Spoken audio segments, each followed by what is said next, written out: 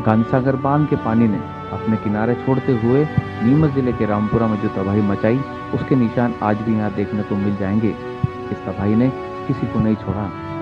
क्या किसान, क्या आम गरीब वर्ग के लोग जो नगर में रहते हैं, सभी चंबल के पानी की त्रासदी के शिकार हुए हैं। शासन प्रशासन भी लोगों को इस त्रासदी से उभारने को लेकर राहत पैकेज देने में लगा है, लेकिन इस सब के बीच एक वर्ग को सभी ने अछूता समझते हुए उसकी ओर ध्यान तक नहीं लगाया।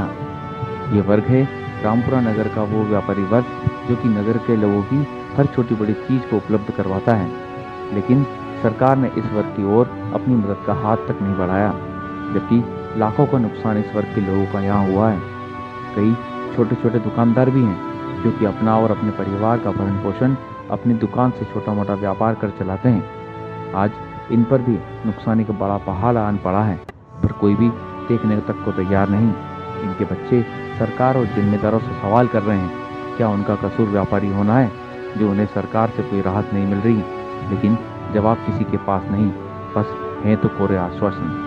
मैं रामपुरा निवासी हूँ। हमारे नई बस स्टैंड सुलभ कॉम्प्लेक्स के पास दुकान नंबर 2 अनाज की है। तो उसमें 14 सितंबर को रामपुरा में आई बाढ़ से दुकान क्षतिग्रस्त हो गई, जिसमें पूरी बाढ़ में पानी में डूबी हुई थी।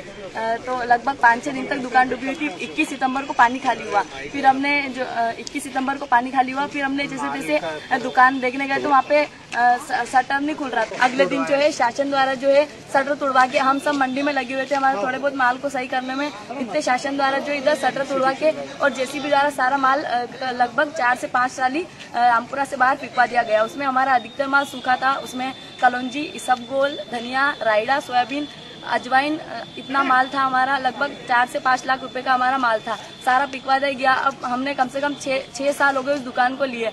6 साल में हमने 5 लाख रुपए का माल इकट्ठा किया था और वो सारा फेंक दिया। तो हम कैसे अब 6 साल के माल को वापस ला पाएंगे? अब हमारी परिवार की आर्थिक स्थिति बिगड़ जाएगी।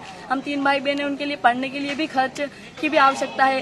तो शासन द्वारा हमको अगर सूचित भी किया जाता तो हम हर संभव प्रयास करके उस माल को उठा। अभी तो हमारे पास 12,000 भी नहीं आए हैं, तो हम कुछ कह नहीं सकते। पर 12,000 तो क्या होगा, उससे तो ट्रैक्टर के और सफाई करने के लग गए वो तो 12,000 तो।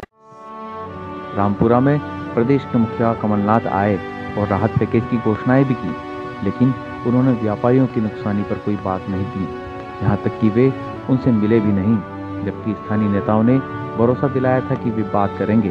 ऐसे में व्यापारियों में आक्रोश सा है और वे अब अपनी नुकसानी पर किसी प्रकार की मदद नहीं मिलने पर आंदोलन की राह पकड़े जाने की चेतावनी भी दे रहे हैं। रामपुरा में 14 तारीख की रात्रि को पानी रिंगवाल से टूटकर रामपुरा में भर गया था। हम रात भर सोए नहीं और परेशानी इतनी, कोई हमको सूचना देने वाला नहीं है। और काफ़ी व्यापारी वर्ग का सभी दुकानें भरी हुई थी मालों से, सब माल भीग गया।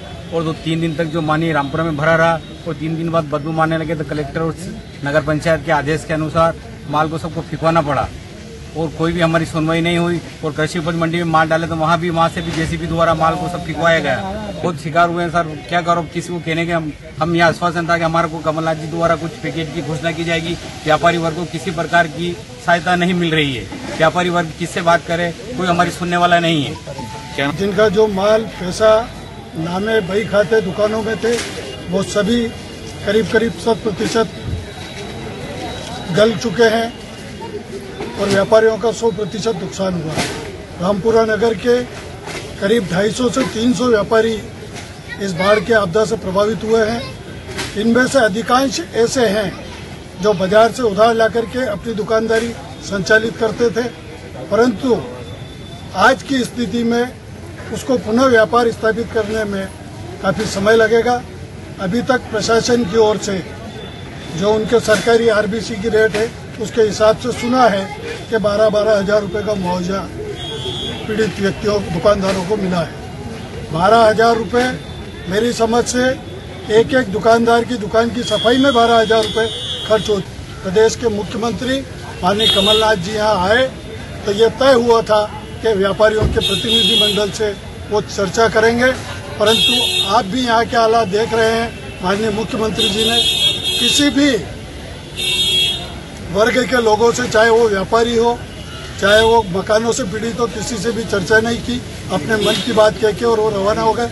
इससे व्यापारियों में काफ़ी आक्रोश है और इसके लिए समय पर व्यापारी जो भी व्यूह रचना बनाई है और व्यापारियों के हित की लड़ाई हर स्तर पर लड़ी जाएगी।